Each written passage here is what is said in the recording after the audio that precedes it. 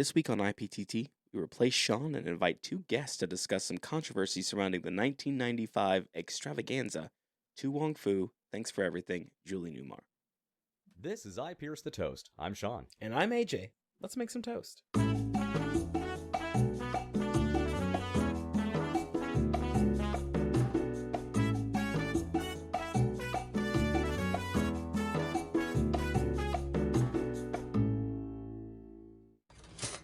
Welcome back to IPTT. Oh yeah, as you can tell, there's no one here to fucking argue with me. Sean is taking a sabbatical. Actually, he's just being lazy or whatever. He's doing some old people stuff. So I am actually joined with two of my favorite people in the world, Caleb Oh, that's me. and Jon. That was Caleb you heard a second ago. Jesus Christ. Now, before we get into what we're actually going to be talking about today, this is actually the first time we've ever had guests on the podcast before, so it's going to be a little bit of a change-up. I'm kind of excited to see how this goes. I really don't know if they're excited or not. The looks on their faces say, but the body language, oh, what the fuck is that face you're making? I don't know if you guys, I wish you could see what I'm seeing right now. Caleb is making a really odd face, looking like sexy Squidward, and Jon is playing on his phone. Oh, and now he's gonna take a picture, so now we can put it on the website. Ooh, a whole video. Oh no, that's just a picture. I guess I'm old as shit. But anyway, we're not here to talk about faces or anything like that. We're gonna start rolling into this episode, and guess what, guys? This week, unfortunately, we did lose a big icon in the movie industry, Donald Sutherland, who is mostly known, at least recently, for playing Corleone Snow in the Hunger Games series. He was like a tycoon, I would say, of the movie industry. His son, Kiefer Sutherland, is one of my favorite actors of all time because he played in one of my favorite movies. And other than, I think Donald was also in Backdraft, if I'm not mistaken, too. I might be off about that one. I think it's pronounced Beer Fest. Beer Fest? I don't remember Donald Sutherland in Beer Fest, but okay. He is the grandpa that kicks the whole thing off. Is he really? Yeah. I do not remember that at all. I'm super stoked to go back and watch that now and be like, what the fuck? I didn't never realize he was in here. Yeah, that was really a sad death in the community. And I do want to welcome Jon and Caleb to kind of discuss what they feel about the death. I know me and Sean tend to go on and on about this one, but I want to hear what our guests have to say. Oh, you man. Fuck that old white man. I got you. He was in Beer Fest. I've already used my one tidbit You sure want to correct your pronunciation of Backdraft. Oh, okay. But he was in Backdraft, though, wasn't he? I believe it's pronounced Beer Fest. There's only the one fucking movie. That's all he's ever done. Beer Fest and Hunger Games. And the Hunger Games. That's all he's ever done his entire career. Yeah. That and birth Kiefer Sutherland. By himself, though, from what I understand. From right between the loins. Yeah, he would actually pop out as a thought. Oh, a thought? Mhm. Like a THOT? You heard me. Really, though, today we are going to be discussing one of me, Caleb, and Jon. I don't think this is actually a favorite movie of yours, though. It's in my top 300. No, that actually means a lot for Jon. Does it really? My top 300 is very competitive. It's really competitive. So every year, do you have to like reevaluate? Do you do like an Oscars thing for that? Well, I mean, it doesn't suck ass like the Oscars, but, you know. Is there speeches? Is there awards? It's mostly just me talking and Caleb ignoring. Okay. How long does this last? Is it like the marathon? Or is it like the Hunger Games? Is it like the Olympics? What is it? Well, I'll let you know. We're currently still on 2019. So. Oh, okay. Still got some time. There's some movies that do come out after that, just so you know. I'm looking forward to it. I'll take your word for it for now and believe it when I see it. Okay. Well, we're going to talk about one of Jon's top 300 movies, To Wong Fu, Thanks for Everything, Julie Newmar, which I will be only saying To Wong Fu going forward. I'm not repeating the whole fucking thing the entire episode. But more so, I thought that we would be talking just about the movie. I thought, me and Kayla would be having a happy kiki and just quoting things back and forth and then having some very thoughtful insight about Beer Fest from Jon. But the deeper I really started looking into this movie, I started realizing that there is actually a deeper, darker side to this movie. And the more I started looking in the past, I realized we're not just going to sit here and talk about how happy this movie is. We're going to talk about the arguments and the views surrounding this movie that are a lot more divisive than I originally thought. And I thought maybe the critics just didn't get it, and I kept thinking, maybe I missed something.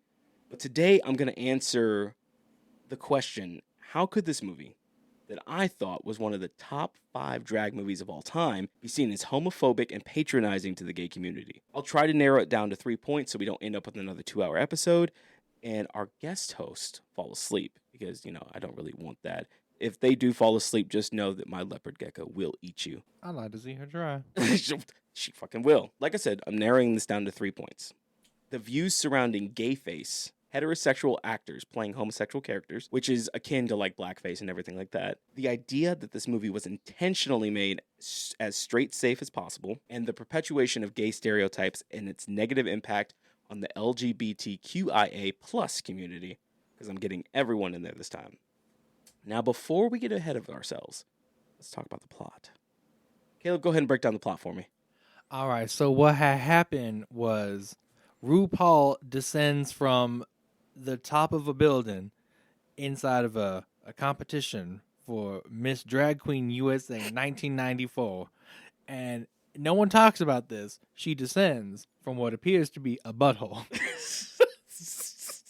I don't remember the butthole. Look, I will pull this movie. I have to show you this. Okay. I didn't notice until last night when I watched. I was like, "What is this?" Jesus Christ! But so it begins with a telling of Miss Drag Queen USA 1994 competition, where we meet our intrepid heroes, as I'm going to call them, each getting ready to compete. They compete. There is pageantry. There's winning. There is ties, and on this journey, the 2 tied winners adopt pretty much the third competitor, who was just a little Latin boy in drag crying in the stairwell.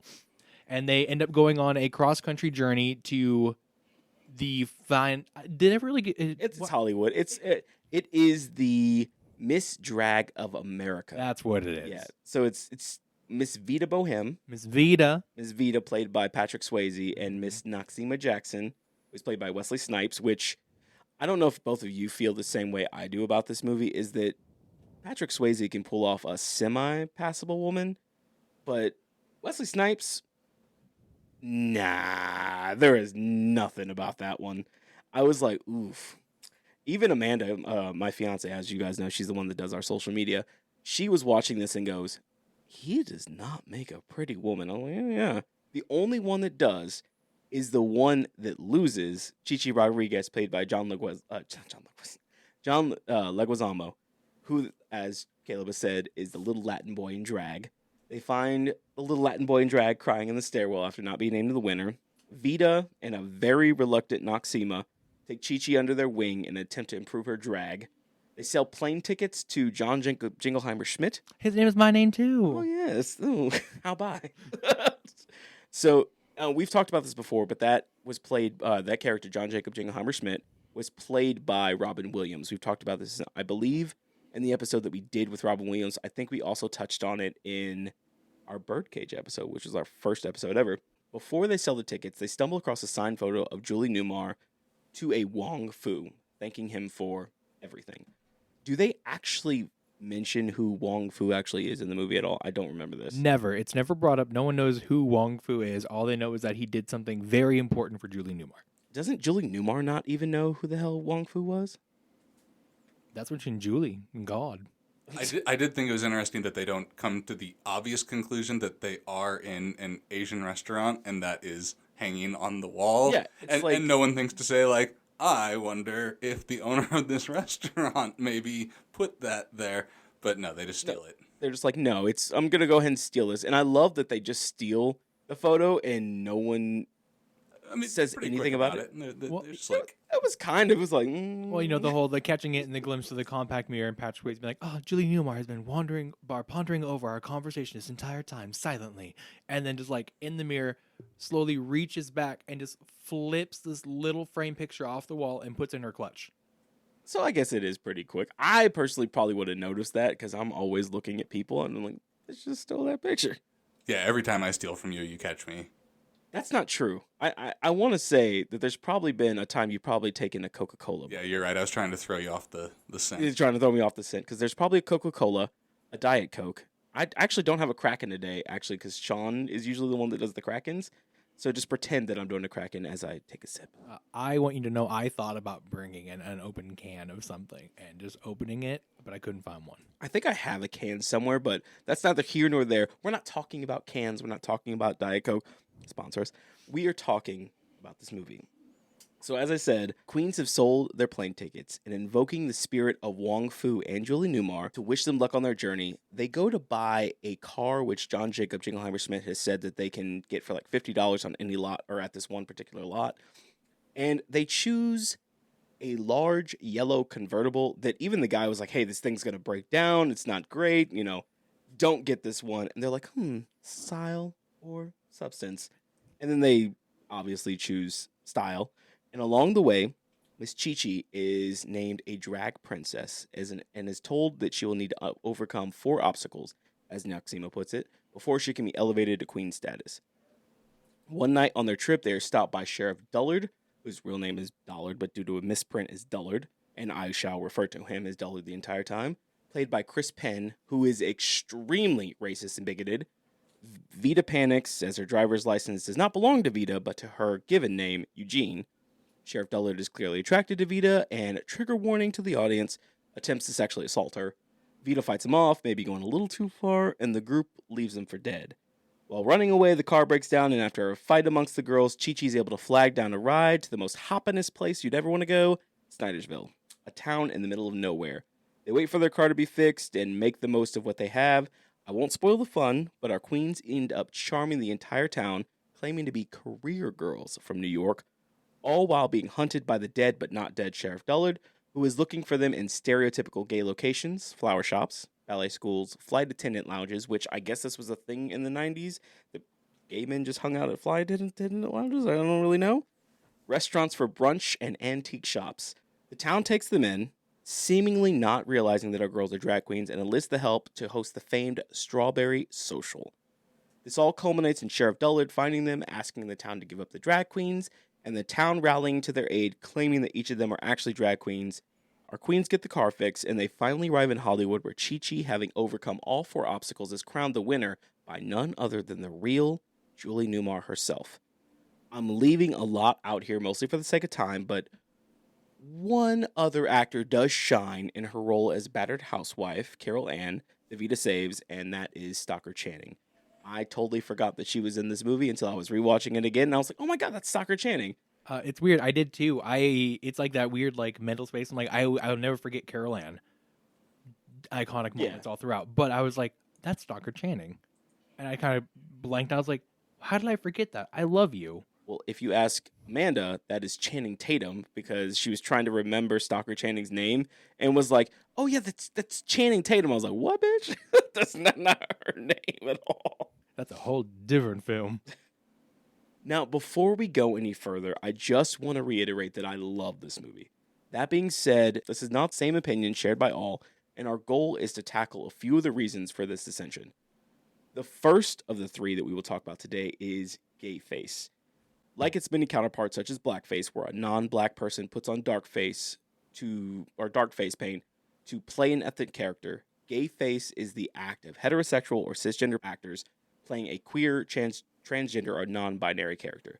We see this a lot in earlier films such as Tom Hanks in Philadelphia, Hilary Swank in Boys Don't Cry, and as we have talked about in our first season, Robin Williams, who makes an appearance in this movie, like I said, as John Jacob Jingleheimer Smith in The Birdcage. We can't really have a discussion without talking about the 3 actors in question.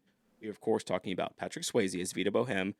I personally know Patrick Swayze most from Ghost, as Sam Wheat, Roadhouse, as James Dalton, and Dirty Dancing as Johnny Castle. What do you guys know him from? Outsiders. Same, actually. Outsiders. Really? Yeah, that's when I think of Patrick Swayze, that's where my brain first goes. Outsiders, then I think Ghost, and then to Wong Fu.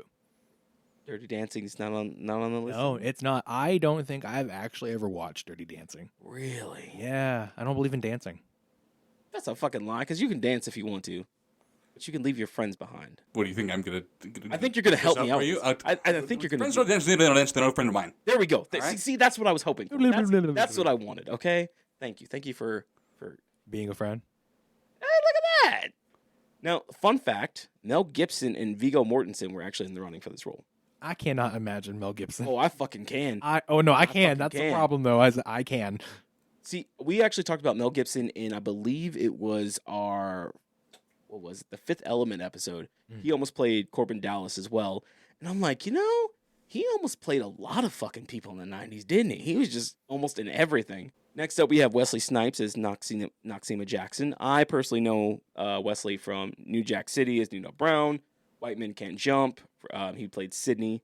And then the Blade trilogy is Blade. I think that's pretty much what everyone knows, but what do you guys? Well, I didn't know we were going to be set up on this question to take all the good ones and then just. Yeah, I got to give you the shit, okay? Because I want the good ones. Now I got to.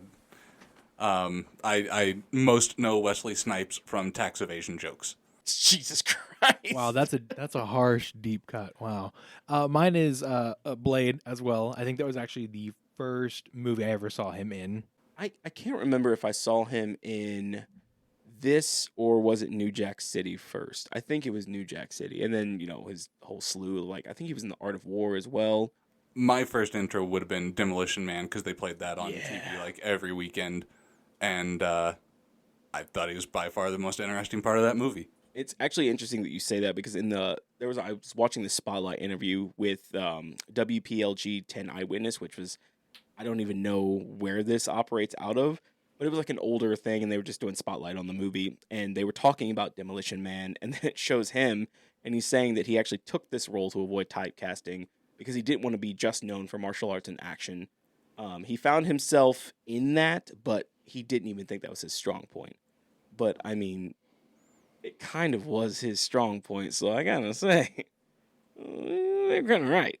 Now, next up, we have John Leguizamo as Chichi Rodriguez. John, because you had to say something, what do you know John Leguizamo from? A little on the spot now, but I guess The Pest. Pest? I don't think I've actually seen that one. Isn't that like his most famous movie by far? No, I mean, I think that the most famous one that most people know him from is like Ice Age. Oh yeah, I forgot. He was Sid the Sloth. I'm over here and I'm like Moulin Rouge, like. The Pest came out in 1997, and I recommend watching it. It's easily in my top 400. We talked about another movie on the podcast that he had done, Spun. I don't know if you've ever seen that one. It's kind of a crazy movie, but I recommend it. It's a very weird trip. But my favorite movie that he was ever in was Spawn as the Violator. That's like my favorite thing. He's also the clown you might know him as, but it's the fucking Violator. Now, John Leguizamo, I guess, was kind of like Robin Williams in that he wanted to improv on set, but Patrick Swayze didn't like that. And in in an interview with Variety magazine, he said that Patrick Swayze was just neurotic. I think maybe a tiny bit insecure. And then Wesley and I, we vibed because we're people of color and we got each other. And I'm an improviser, and Patrick didn't like that, which I think is very interesting. But I feel that I've read a couple things about Patrick Swayze that he wants people to just get things on the mark. Because I remember I think it was Dirty Dancing, Jennifer Grey's character would just like do whatever she wanted to do, and he did not like that. But I think maybe it also has something to do with the fact that he just couldn't quite keep up, even though he was like a really good actor. Now, before we talk about what has been said by both the press and the audience about Gayface, I have a question for John and Caleb.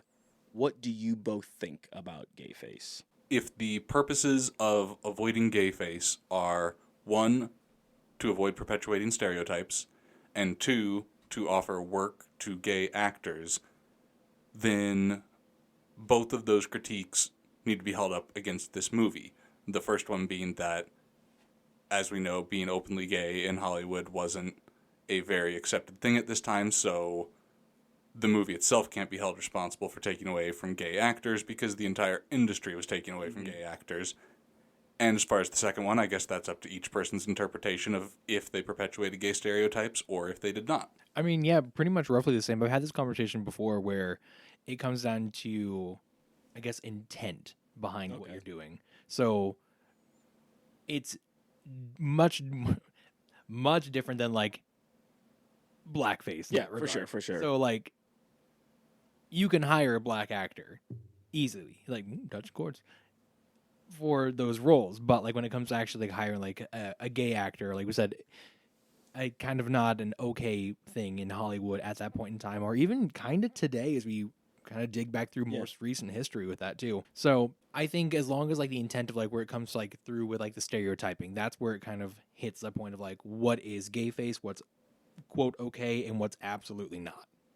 You know, I think it might have just been my own ignorance, but I didn't realize that the lack of representation in Hollywood for gay actors or for gay characters, just in, I guess in general, just everyone that was either gay, lesbian, or in the entire industry. Just I didn't realize that the lack of representation was such a big thing back then, because I felt that Hollywood kind of had that "don't ask, don't tell" thing, and that if a straight actor was playing a gay character, that there wasn't that much hoopla about it. But from what I was reading about all of this, there was a lot of controversy around this, that that heterosexual actors were actually playing gay people in this movie. And I thought, that's very interesting, because like I said, it just must have been my ignorance, but back in the 90s, it just felt like they were really pushing that it was wrong to be gay, and that anyone that was a gay actor was kind of shunned. Like I said, I think that might just be my ignorance. I don't know how you guys feel about that one, but I do say that in some of the articles that I was reading, especially one that I was reading by Joe Brown in the Washington Post, he said before Tu Wong Fu came out, there was a bit of controversy in the movie press about straight actors playing gay roles, which is funny because I could not find any article directly saying that this was controversial, but he said it was obviously a big thing, and that the release of the movie may add a new kink to this discussion, male stars competing for the few meaty female parts available. And I feel that he was kind of right in a way, because it does feel like after this point, there was a time where whether you were gay, straight, non-binary, black, white, or whatever, it felt like you were always trying to compete for the roles for like male characters. And now it feels like Hollywood has taken everything and kind of flipped it on its head and said, okay, well, we don't have to have this character male. We don't have to have this character female. We can do whatever we want, especially with an established story. So I wonder if they were ever going to remake this movie, would they actually be drag queens or would they be drag kings?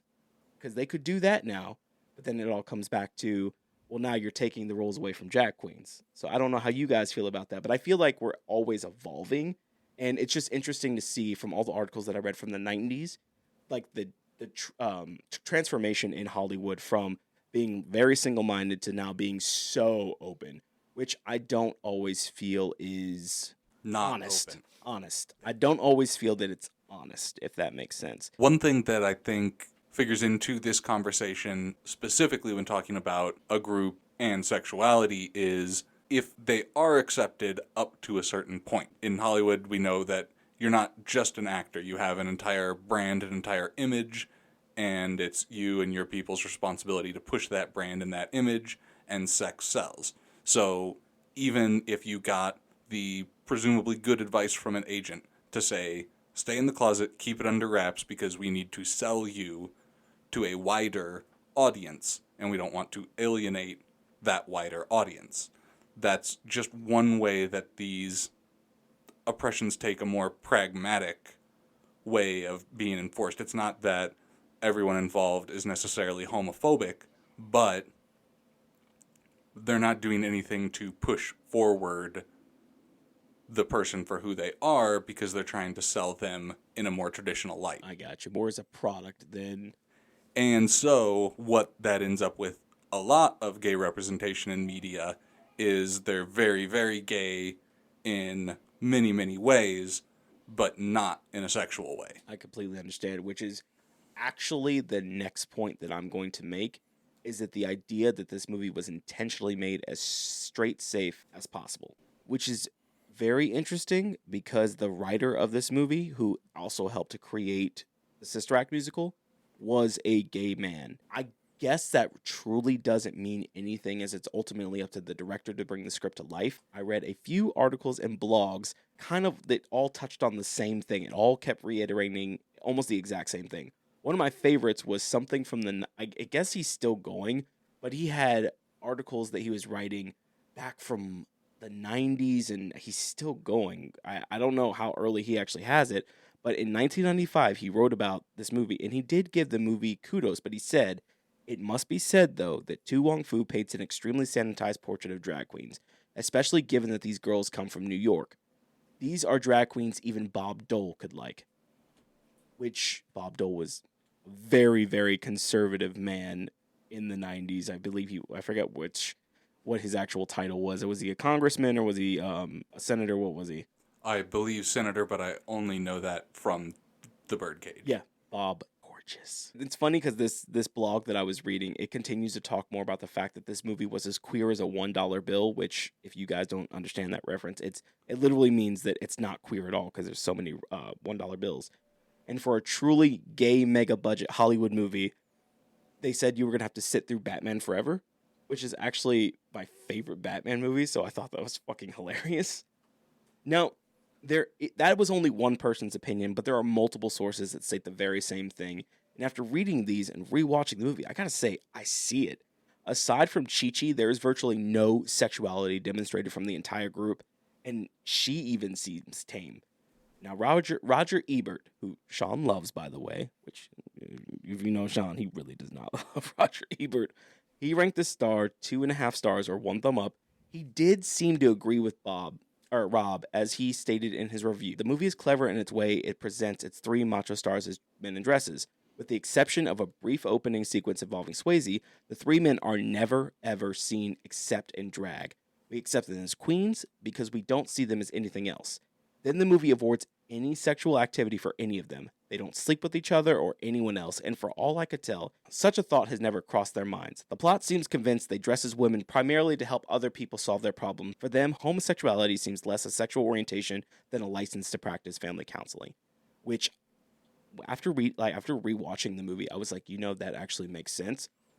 They really do not seem as if they are really promoting themselves as gay men. They are just queens. And I even thought that was odd whenever I was watching. I was like, they never get out of drag. And RuPaul, because I love RuPaul's Drag Race. Caleb, we dish about that.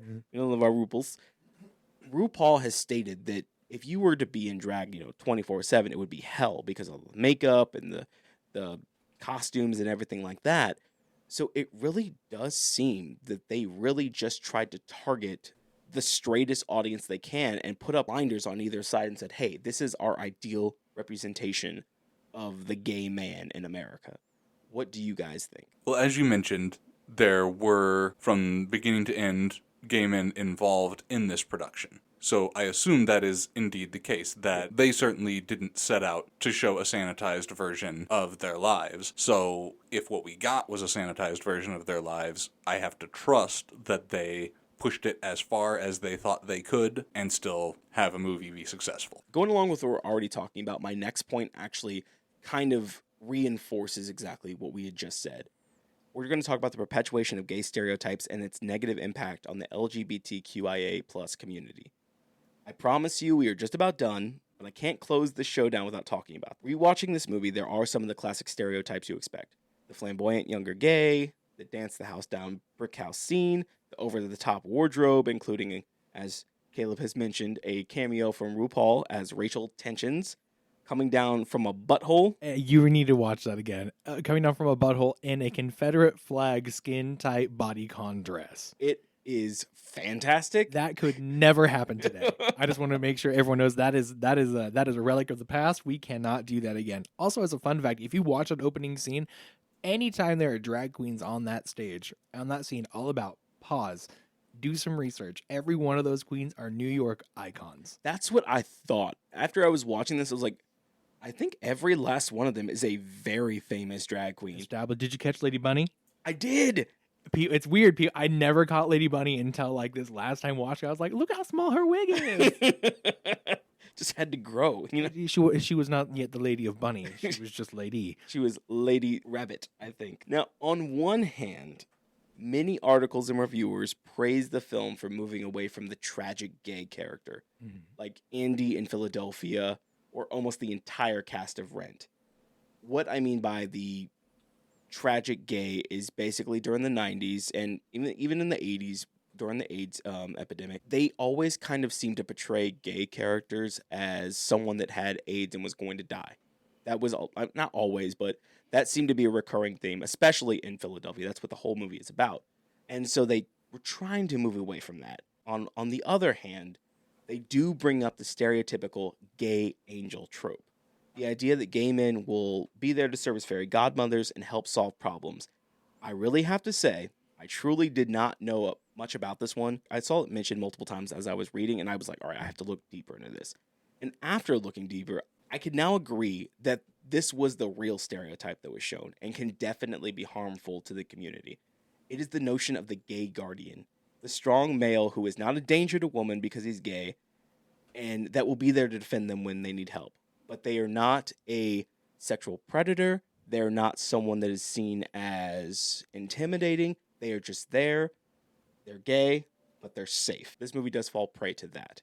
What do you guys think? Yeah, it kind of comes down to the aspect of gay can never be portrayed as anything other than, like, I don't want to say weaker, but like less than situation. So like the gay man, like especially in this time frame, they were never the strong man. They were never this. They were never allowed to be more than either a pillar of a joke or even just like a potential of like being to be there to step in for their one line, their one zingy moment to protect the woman, and then kind of like sashay and Z snap off into the distance. Like that was their role at this point in time.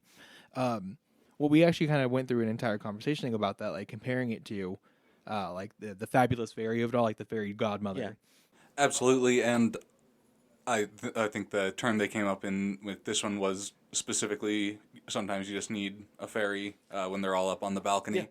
But I think while that is at least a variation of the trope, yes, the gay best friend, the gay roommate, still perpetuates to literally right now. I could say to this day if we watch Scott Pilgrim later. Like, it's an ongoing thing, and one of the troubles with any sort of thing, like you said, the wise black man or the gay best friend, is what is being presented as normal when you do this. And you can look back to things like Mary Poppins, where all the chimney sweeps have magic powers. And again, this goes back to before either of these things we're talking about, where poverty isn't an issue because poor people are actually happy that they're poor because it makes them magic and fun and happy. And that one's far enough removed that we can look back and say, oh, this is, whether they meant to or not, a subtle piece of propaganda saying that you shouldn't pity poor people because they're fine. Yeah. Because they have magic powers. And so when you look at either of the ones we're talking about here in the modern day, it's easy to focus on what's being presented as the good qualities here, but what is that leaving out? And with the gay characters, I think what it is their agency. The fact that the three main characters are off screen for the climax of this movie. Yes. That was one thing that almost every single article, including this article I'm definitely putting in the show notes, you have to read. It's from the Crimson. So it's this kind of bash piece to this entire movie where it paints such a different picture than I was used to. Talking about the fact that they really are not there to do anything at the end. They just celebrate at the end. They don't stand up to the town. They have Stockard Channing, who has now kind of said, oh, you're not, I don't see you as a man. I don't see you as a woman. I just see you as an angel. Like, basically erases the identity of this person and just says, you're only there to do something good for me. Now you can leave. Mm-hmm. So it almost seems like you could have taken them out of the picture at the very end and this town still would have been fine. 100%. Yeah, they could have left a day in. Yeah, a day in. They could have left after because there's a scene in the movie where they all kind of have this dance party. After Vita beats up Stockard Channing's husband, they could have left and everything would have been exactly the same. They still would have had the strawberry social. Everything would have been great. Billy, whatever, Billy Ray, Billy, whatever. Hold on. Why does in this small town everybody's name is Billy? Everyone's Billy. There's Billy Bob or not Billy Bob. Billy Lee, Billy Ray, Billy Bud. Yeah, there are three Billys. I'll let you pick which one is the female. I think it's Billy Ray. I don't know. But either way, they still would have got together. If Chi-Chi wouldn't have been in the picture, eventually they would have got together. Yeah. Like, it literally says that even though they had this great journey and they're supposed to be evolving as characters, Vita's supposed to really come into her own, and she's supposed to feel accepted. She does feel accepted, but who is the one that has to give her acceptance? The woman that she had already saved. So it's like, it's this weird turnaround of like, okay, so the gay person is saving themselves, but by saving the town, which is, it goes back to the notion that you can only give, that you can only get redemption through straight people. Isn't your fiance playing Red Dead Redemption right now? No, she's playing Days Gone. Oh, I love that game. Does that character actually get redeemed in that game? I don't think so. Kind of.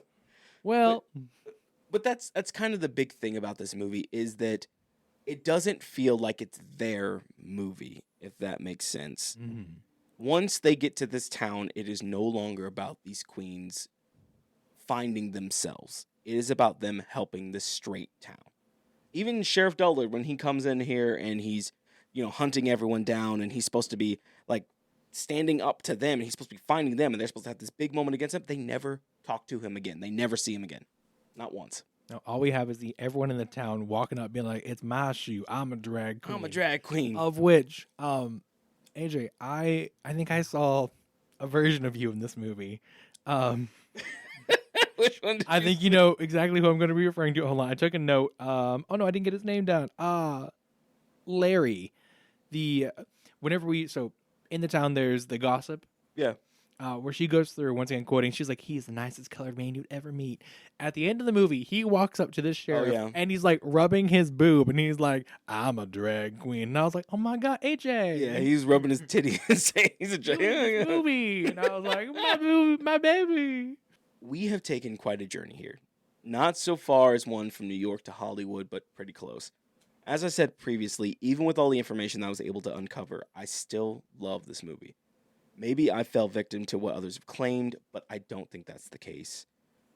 I feel that movies like this, and this is the same as I would feel with movies like American Pie, where certain things in American Pie are definitely frowned upon nowadays, where you have to look at it through the microscope of this was what the 90s was trying to do. But we also have to be able to learn from these things, which is kind of great about what Hollywood's done now, is they've really shown that all of the things that were praised in movies like American Pie are things to not be celebrated. But movies like this, where you mute characters, instead you evolve them. You make sure that you are celebrating the unique qualities of a group. You're making sure that they can basically be themselves, as opposed to putting them in a box and forcing them onto your screen and saying, hey, here's what we want you to see. But Caleb and Jon, I thank you for joining me on this roller coaster. And I've tried to answer my question, and I really don't think I have an answer, and I might have one, but I don't really like it. Now, I want to ask you guys, through this entire thing, after you've rewatched it, after we've kind of had conversations, did your view change about this movie in any way, shape, or form? Yes. I think when you look at something from the past, like I said, you have to, in good faith, trust that they were doing the best they could, and any deficiencies or shortcomings were either precipitated by the situation or were things that they genuinely just didn't think about.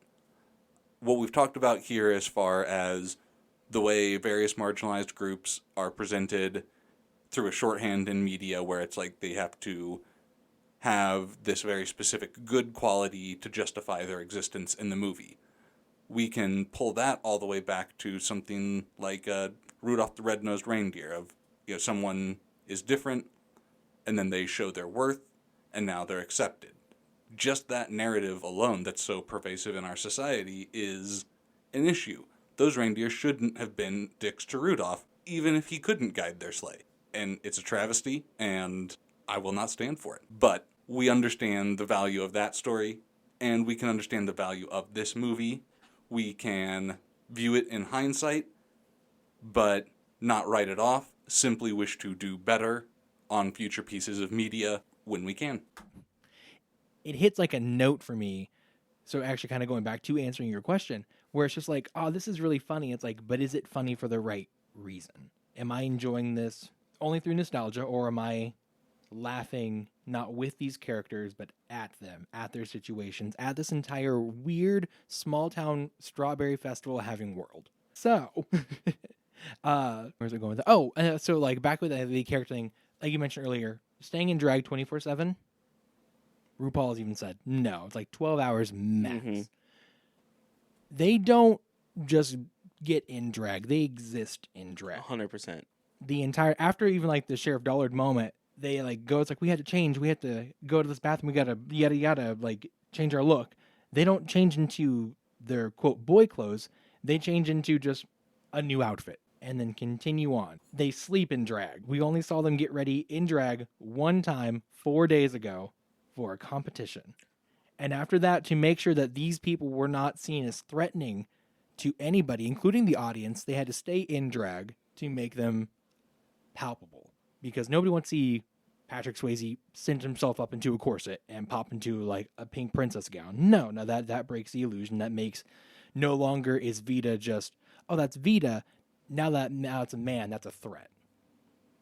Which actually makes a lot of sense now that we're talking about this, because it's kind of robbing the gay community of a gay movie. Because again, like you just said, they do spend the entire time in drag to make themselves seem as safe as possible.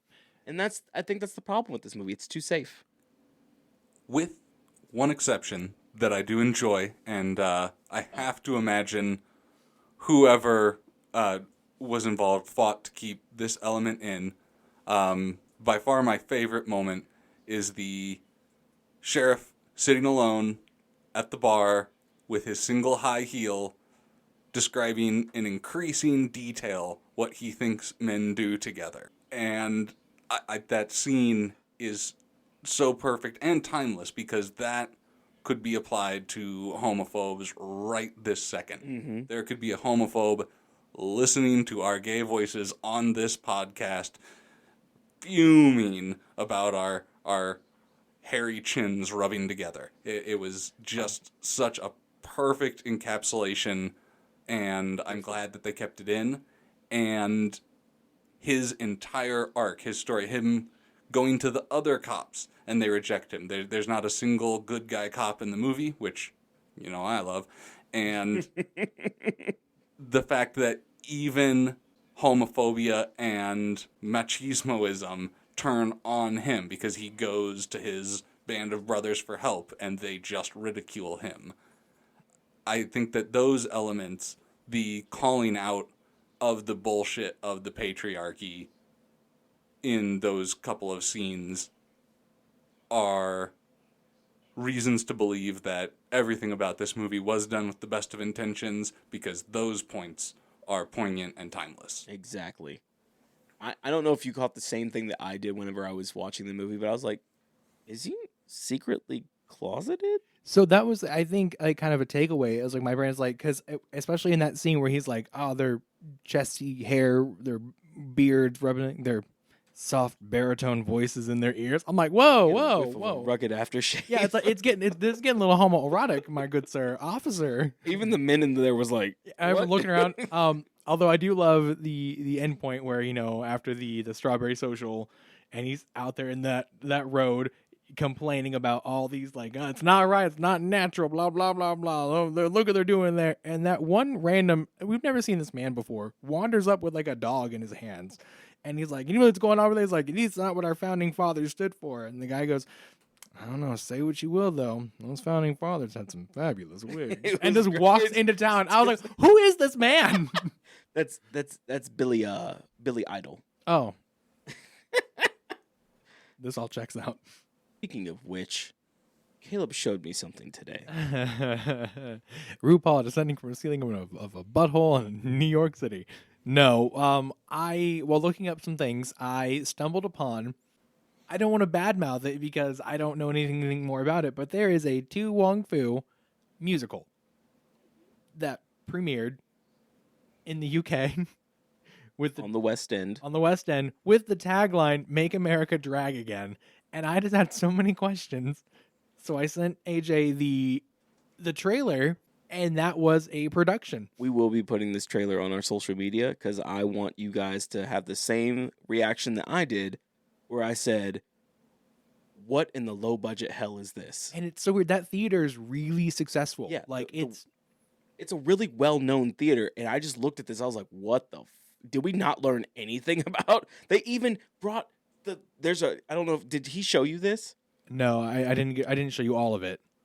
The whole they still bring a character down in that racial tension fucking outfit. They didn't learn shit. But it's like the Wish version because it's just a sash, it's a crisscross sash across the woman just dancing, and I'm like, oh well, there it is. Or just like at one hand we're trying to say people have to learn, but then again they come back and they do the same shit. And they commit to the bit. Shit.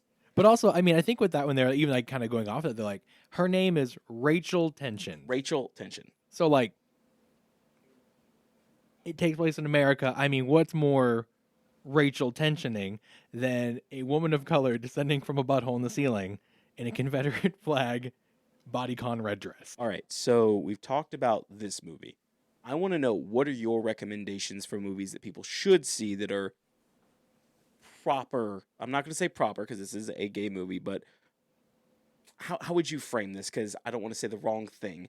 What kind of movie should they see that is not this, that portrays gay men? I mean, the obvious answer is Cars 2. I'm leaving.